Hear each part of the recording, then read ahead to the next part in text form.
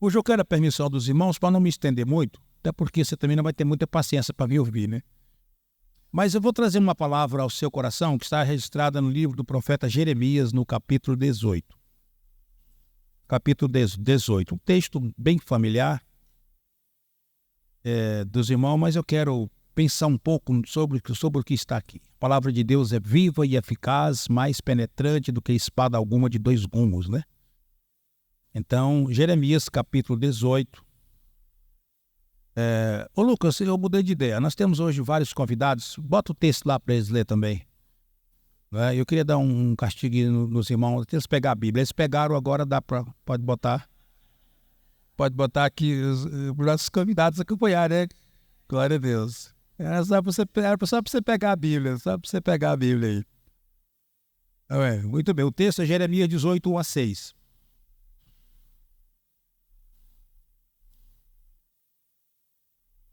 O texto diz assim: palavra do Senhor que veio a Jeremias dizendo isso.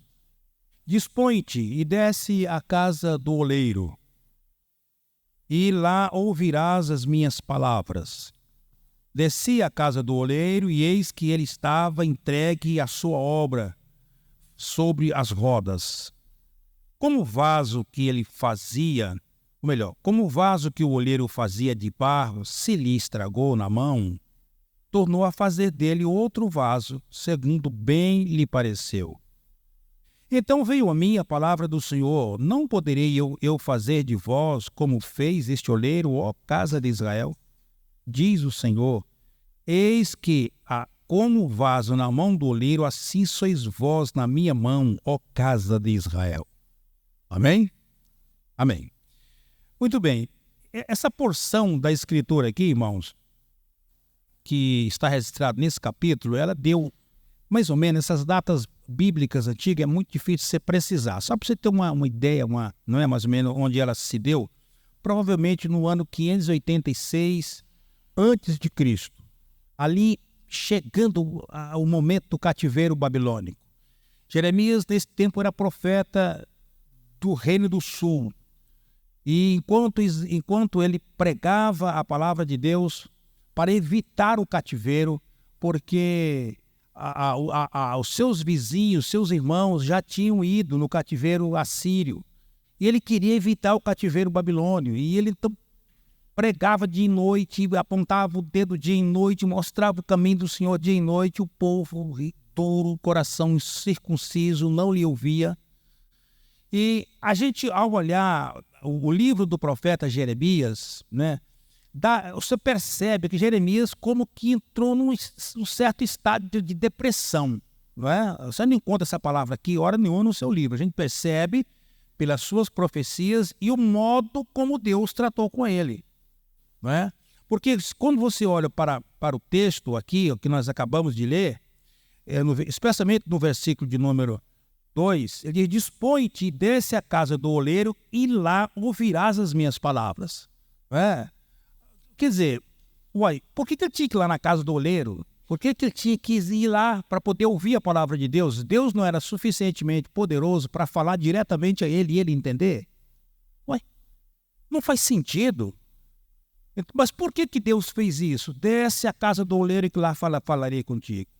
É porque muitas vezes, agora aumente sua atenção para ouvir isso, muitas vezes nós não estamos preparados para ouvir e entender o que precisamos ouvir e entender. Isso faz parte da natureza humana.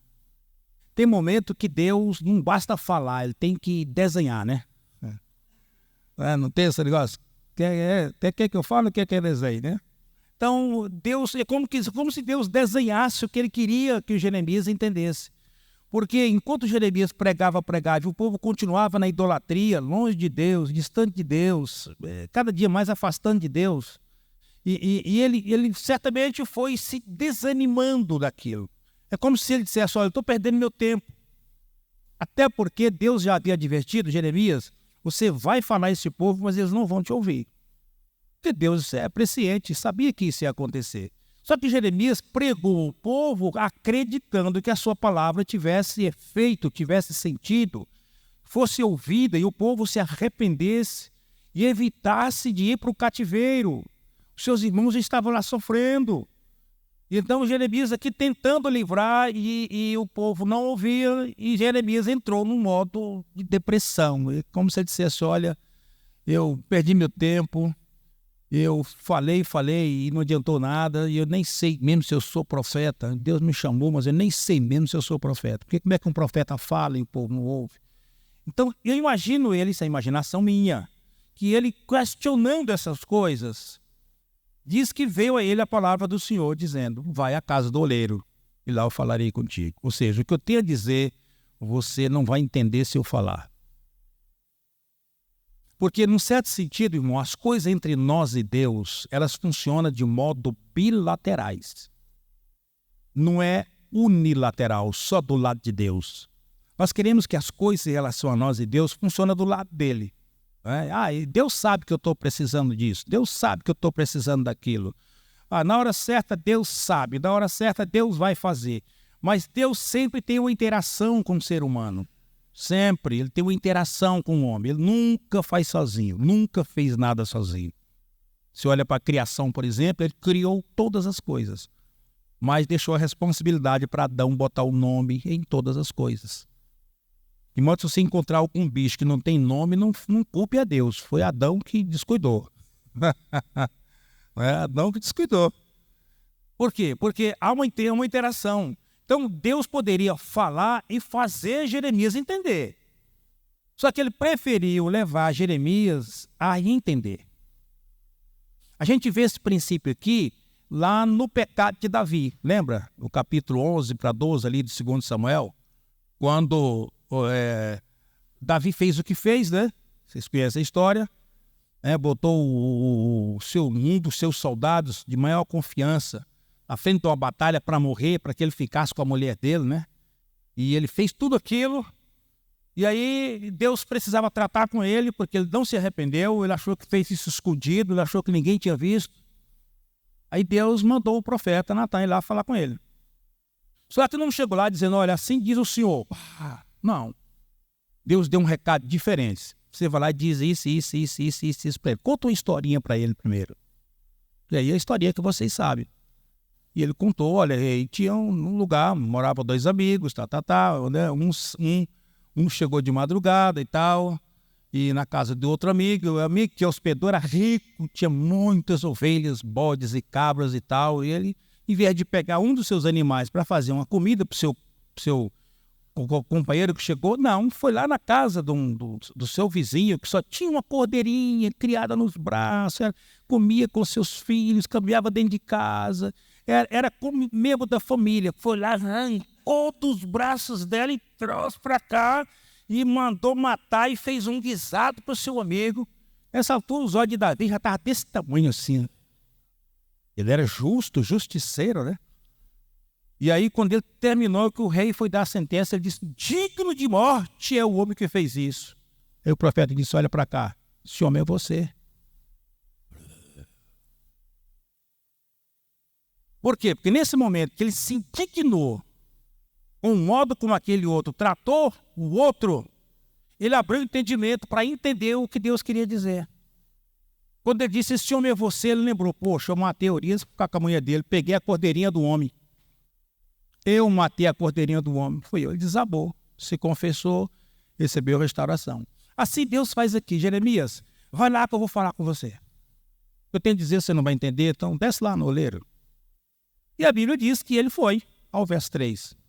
Descia à casa do oleiro. É bom que ele foi obediente, né, irmão? Descia à casa do oleiro e eis que ele estava entregue à sua obra, ele estava trabalhando. Aquelas rodas manuais, né, como uma moenga.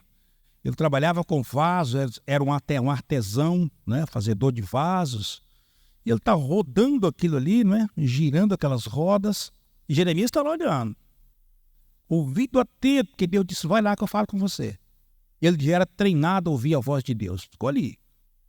E vai, o oleiro tirou aquelas impurezas do barro, preparou o seu vaso, começou a trabalhar e começou a dar forma a esse barro, começou a trabalhar, aquelas técnicas que eles utilizavam, quando ele estava já dando o retoque final num vaso de primeira qualidade, ele descuidou um pouquinho, o vaso caiu no chão e amassou. Você pega o texto aqui, a Bíblia diz que o vaso quebrou, né? Mas não vamos pensar que quebrou assim, como que um vaso já curado, queimado, né? Que ele estava mexendo com a massa mole. A massa mole. E aí, naquele momento que ele fazia isso, o vaso que o oleiro fazia estragou na mão dele, amassou, estragou, danificou. E Jeremias olhando ali, já desligado, observando tudo que ele fazia, de repente ele pegou tudo aquilo de novo, aquele barro já trabalhado, onde todas as impurezas haviam sido tiradas, e agora na queda ele absorveu novas impurezas de novo, ele pega tudo aquilo pacientemente, leva para as rodas de novo e começa a trabalhar, e vai trabalhando, e vai ajeitando, agora com muito mais cuidado para não deixar cair, para não perder o serviço. Jeremias está lá olhando. E aí quando ele terminou de fazer a sua obra, aí a Bíblia diz que naquele momento Deus vem a ele e fala, não é? Deus fala com ele, é o que diz aí no versículo de número 4. Com o vaso que o oleiro fazia de barro, lhe estragou na mão, tornou a fazer dele outro vaso, segundo bem lhe pareceu, ao verso 5. Então, quer dizer, depois que o oleiro terminou o trabalho, que deu por acabada a sua obra, sentou para descansar, entra o advérbio, então veio a mim a palavra do Senhor. Jeremias estava ligado. Veio a mim, verso 5, veio a mim a palavra do Senhor. 6. Não poderei eu fazer de vós. Aqui, se eu sou um copista, eu tinha botado aqui a palavra Jeremias. Aqui, eu botaria mais ou menos assim, olha. Então, Jeremias, vírgula, não poderia eu fazer de vós como este oleiro fez? Eu tinha botado aqui, porque a palavra é para ele, a palavra veio para ele, né? Veio para ele. Então, e veio a minha palavra do Senhor, e Deus diz, olha, está vendo aí o que ele fez? Você observou o que ele fez? Quer dizer, aquelas imagens, aquela cena que estava acontecendo ali estava na mente dele. Quando Deus disse, olha, assim como ele fez com a casa de Israel, com esse barro, eu vou fazer com a casa de Israel. Você está depressivo por quê? Você está apreensivo por quê? Você está preocupado com o quê? Assim como ele não desistiu do barro que ele está trabalhando, eu também não desisto da casa de Israel. Acha isso lindo demais, irmão? Por quê? Porque essas lições não estão aqui por acaso, não é? Ele diz, assim sois vós na minha mão. Ele conclui o versículo 6 dizendo, assim sois vós na minha mão. Como ele quebrou, ele não desistiu, foi lá e fez outro barro. E é interessante notar que ele diz assim, não poderia eu fazer de vós como fez o oleiro, ó casa de Israel, diz o Senhor, eis que como o barro na mão do oleiro, assim sois vós na minha mão, ó casa de Israel. Ou seja, assim como o oleiro tinha um projeto para aquele vaso e não desistiu desse projeto, Deus disse, eu também não desisto de vocês. E essa lição, irmão Hérito, chegou até nós. Graças a Deus que Deus não desistiu de nós. Você imaginou se a primeira vez que eu tivesse ouvido o Evangelho, Deus tivesse desistido de mim? Eu ouvi o Evangelho pela primeira vez na minha vida em 1974. 74. Quer ver? Quantos já eram nascidos nessa data? Não, melhor. Quantos não eram nascidos em 74? Não era. Olha o tanto de mão aí. Juninho já era. Ô, capa velho, menino.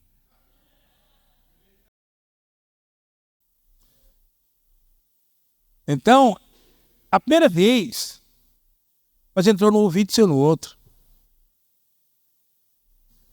E de lá para cá, de vez em quando um falava, de vez em quando o outro falava, de vez em quando o outro falava. Aí 5 anos depois, eu recebia como uma terra fértil a semente que foi plantada. Semente que foi plantada. Isso é Deus dizendo, olha, eu não desisto de você. Não desisto. Você pode cair, pode encher de impureza, você tem um projeto na sua vida, não pode desistir. Eu vi a semente plantada em 1978 para 9. Eu ouvi a semente que em 1981 nasceu. Não é?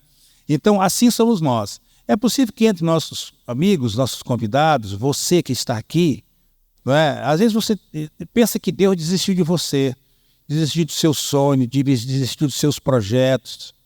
Às vezes aquilo que você começou não deu certo. E você, a exemplo da maioria, desistiu.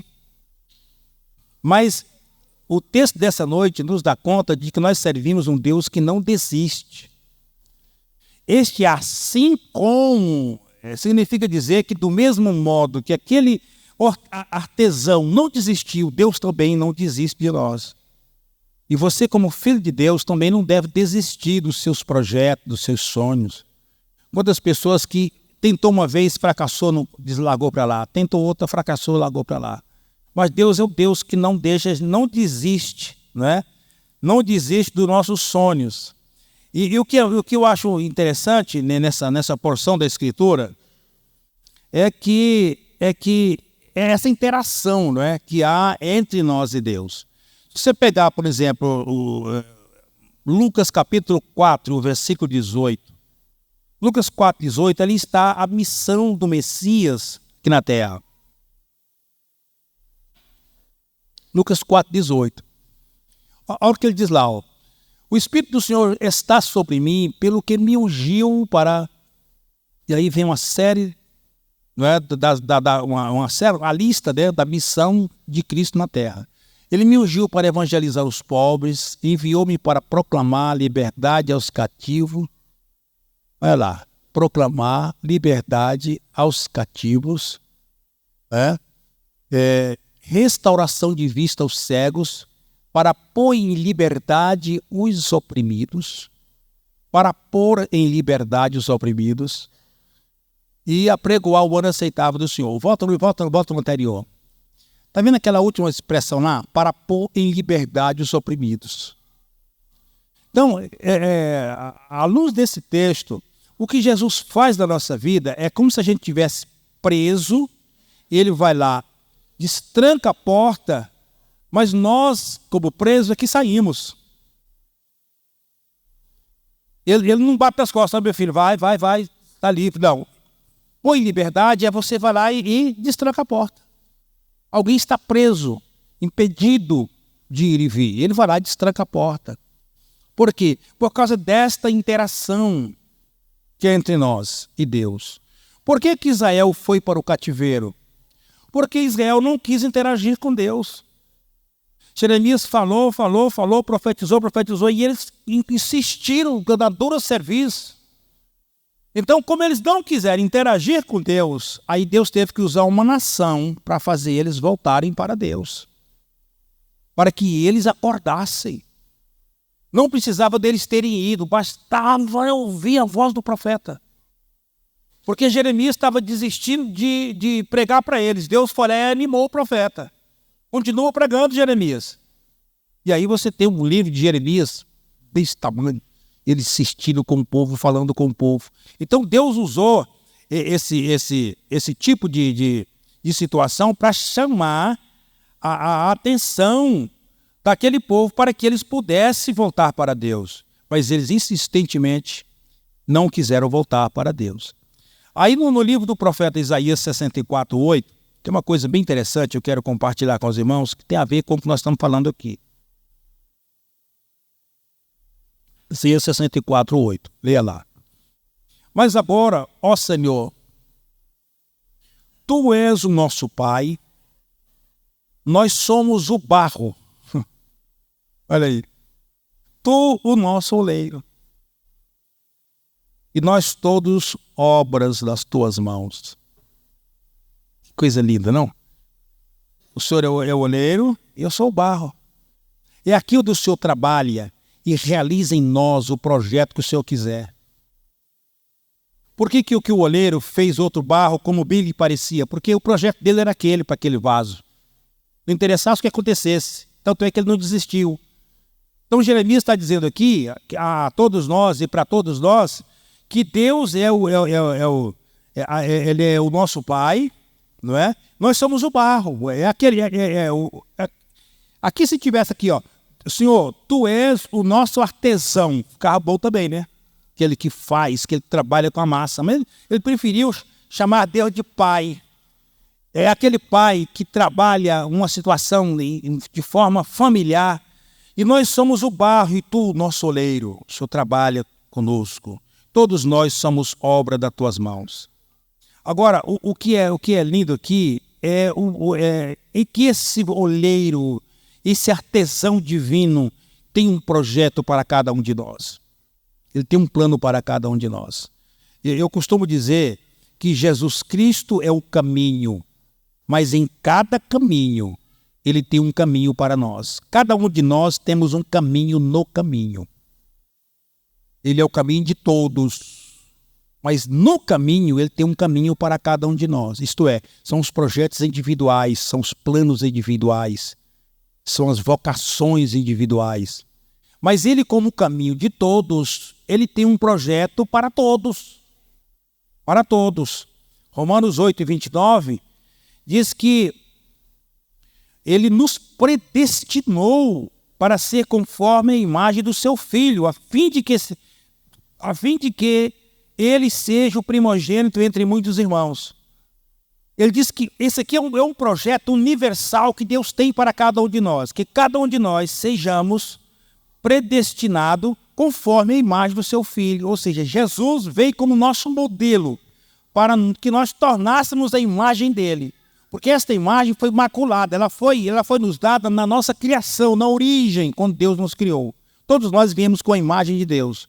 Depois a maldição do pecado chegou e alterou isso, estragou tudo, maculou tudo isso, inflamou tudo isso. Aí Deus precisou de enviar Jesus, seu Filho, para que nele nós pudéssemos ser resgatados novamente, restaurados novamente.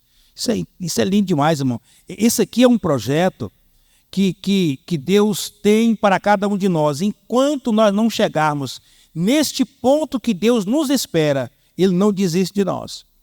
Por isso que o apóstolo São Paulo diz em Colossenses 1,6, que aquele que... Colossenses 1,6, que chegou até... Não, então é Filipenses. Então é Filipenses, 1,6. Estou plenamente certo de que aquele que começou a boa obra em vós há de completá-la até o dia de Cristo. Todos nós aqui, irmãos, estamos num processo do trabalhar desse oleiro. O oleiro é um só, mas cada um de nós somos um vaso. E cada vaso aqui está num processo de acabamento. Tem uns que dele ainda está arrancando as impurezas ainda. Vamos pensar no oleiro lá da oleria, né? Está arrancando ainda aquelas impurezas do barro que veio da origem. Está arrancando. Outros, o barro está começando a tomar formas. Não é? Outros, o barro já está quase no ponto de ir para o acabamento final. Mas tem outros também que ainda está lá no meio do mato, na oleria velha, lá no mato, caçando, esperando uma pá mecânica para arrancar ele de lá, para trazer ele para a oleria. É assim que é. Cada um de nós estamos nesse processo. O que é interessante é que esse versículo diz: estou plenamente certo de que aquele, falando de Cristo, falando do seu Espírito que trabalha em nós, aquele que começou a boa obra há de completar até o dia de Cristo. Irmãos, deixa eu dizer uma coisa para vocês aqui, todos vocês aqui. Aqui nós temos pessoas que são cristãs, pessoas que não são cristãs, e vão entender o que eu vou dizer aqui. Preste bem atenção. A palavra de Deus diz em vários textos, e um deles eu estou lendo aqui com os irmãos nessa noite, que esse projeto que Deus tem em nós, ele não tem hora para terminar, mas ele vai terminar. Eu e você é quem adiantamos ou atrasamos o processo. Porque ele respeita a nossa individualidade, ele respeita as nossas decisões. Ele não agride a minha e a sua decisão. Não. Eu levei não sei quantos anos para chegar onde estou. Você está na mesma caminhada para chegar onde você está. E cada um está numa instância, cada um está na prateleira dele, né, de um modelo, de uma forma, mas ele está trabalhando em nós. Nós somos o barro, ele é o oleiro. Agora, o que nós precisamos tomar cuidado aqui é que quando ele tem um plano em nossas vidas, irmãos, ele vai executar. Não tem quem impede. Não tem quem impede. Quando ele tem um plano na nossa vida, ele vai executar. Mais cedo ou mais tarde, ele vai executar. Ou sorrindo ou chorando, ele vai executar. Quantas pessoas que eu já vi entrar no projeto de Deus, num culto semelhante a este, livre e espontânea vontade, decide encaixar e encalhar, decide ir como barro para a mão do olheiro para que ele trabalhe o vaso que ele quer. Mas outros são resistentes, endurecidos, né? E a Bíblia Sagrada diz que essas pessoas que assim fazem, entendeu? Tendem a sofrer muito. Não é? Em Provérbios, há um texto em Provérbios que cabe muito bem a gente ler esse texto aqui, 29:1 de Provérbios. E eu estou dizendo assim, irmãos, porque eu vou dar uma versão aqui bem popular desse texto aí. Uma versão bem popular. Eu vou ler o texto, depois eu vou te dar a versão popular dele. O homem que muitas vezes, repreendido, endurece a cerviz, será quebrantado de repente sem que haja cura. Deixa eu interpretar isso para você. Um homem que muitas vezes é repreendido e advertido.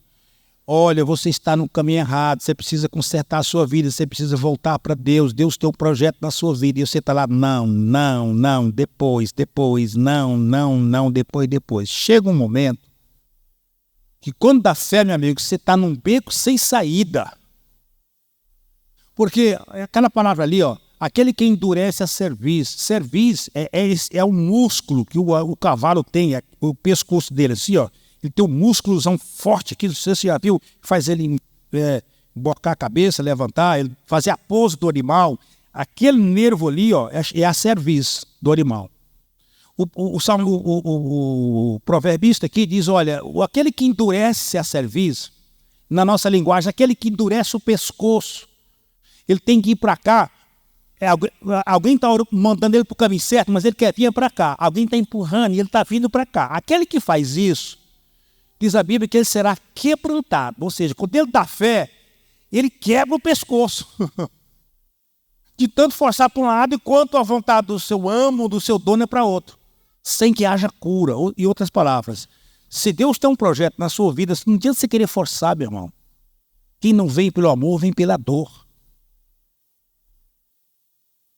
Eu já vi essa história aqui muitas vezes. Esse que vos falo já foi muitas vezes em hospital para reconciliar a pessoa com Deus e ele não sai de lá não, sai de lá pro saco, como diz o ditado. Mas ele sente necessidade de fazer um concerto com Deus, manda chamar o pastor. Um tempo desse, eu já estava aqui, um tempo desse eu fui lá naquele Jardim América, lá na T63, hoje é não sei o que, Rap Vida. Antigamente era Jardim América lá o nome do negócio lá. Plano América, né? Parece que era América. Lá na T63. Eu estou em casa, moço, já 10h30 para 11 horas, já tomando lanche para dormir, o telefone tocou. Bom, Pedro, preciso que o senhor venha aqui agora. Onde é que você está? Estou aqui assim, que o fulano de tal, assim, quer falar com o senhor e parece que ele quer reconciliar. Endureceu o pescoço. Mas chega um momento que ele não tem saída, meu amigo, não tem para onde ir. Então, eu sei, irmão, sem sombra de dúvida. É por isso que eu sou um dos pastores criticados por isso. Assim, porque na realidade, normalmente os pastores pregam, né? E faz o apelo para a pessoa ser crente. Não sou contra quem faz isso. Só que o que eu entendo de plano de salvação passa por outro caminho. Ele é construído, ele é paulatino, ele é lento, ele é processual. A pessoa vai ouvindo o evangelho, vai entendendo o evangelho, vai compreendendo. Daqui a pouco ele tem a conclusão de que esse é o caminho e tem que andar nele. E a pessoa, de livre e espontânea vontade, faz essa decisão. E aí ele passa a seguir Cristo. E às vezes ele nem vem aqui à frente receber oração. Às vezes nem vem. Eu conheço pessoas assim, que nunca vieram à frente. É mais crente que eu e você juntos. Está servindo a Deus, dando fruto para a obra de Deus e com muito temor no coração. Não é? Mas tem pessoas que às vezes você precisa dar uma ajuda para ele, né? Dar um empurrãozinho nele para ele chegar.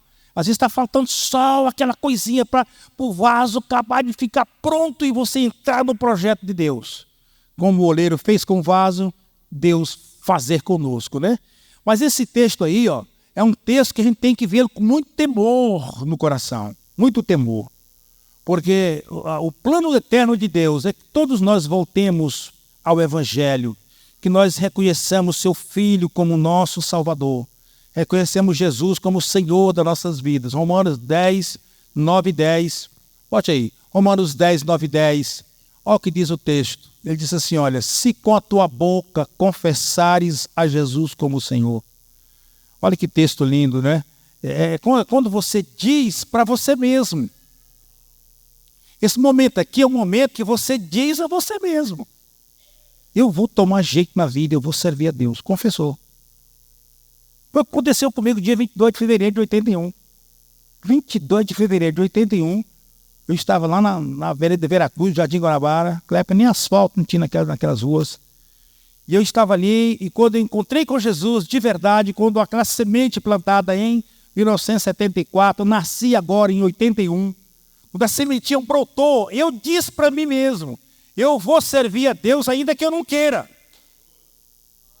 Ainda mais que eu quero. Essa é a saída, não tem para onde eu ir. Ó, o pescoço duro.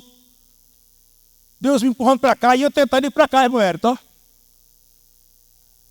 De repente eu me vi num beco sem saída. Graças a Deus que isso aconteceu só na minha alma.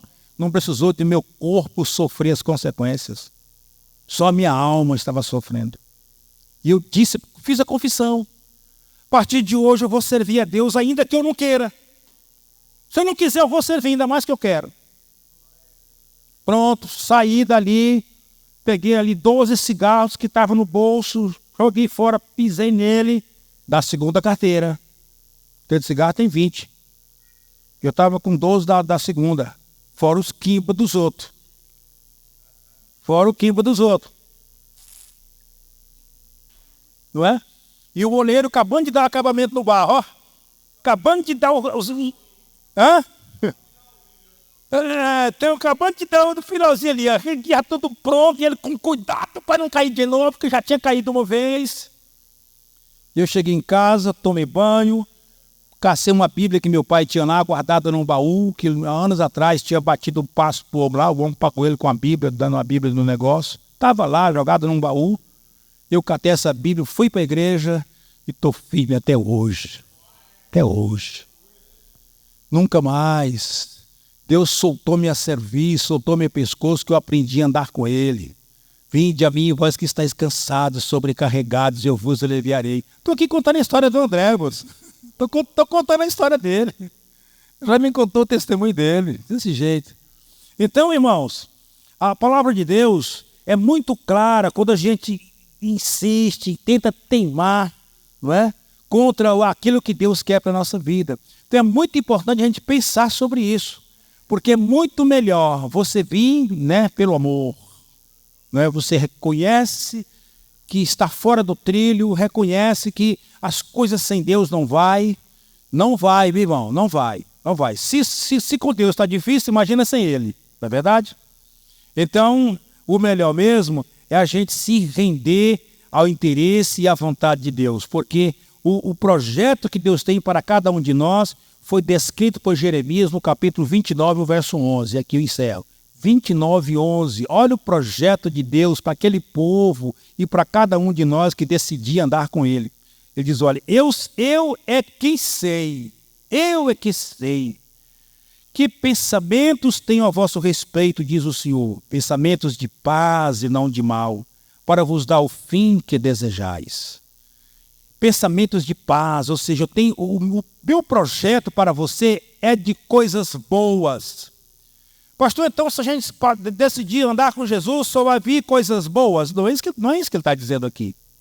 As coisas ruins são produto da nossa natureza pecaminosa, do mundo que nós vivemos, das consequências do dia a dia, das incontingências da vida. Todos nós passamos por momentos difíceis, mas vindo da parte de Deus é de paz e não de mal. Deus nunca vai nos dar o mal como recompensa. Deus nunca vai fazer isso, porque a Bíblia diz que toda boa dádiva e todo o dom perfeito vem descendo do alto, do Pai das luzes, onde não há mudança e nem sombra de variação. Glória a Deus. Amém? Vamos ficar de pé. E eu quero orar com você nesta noite.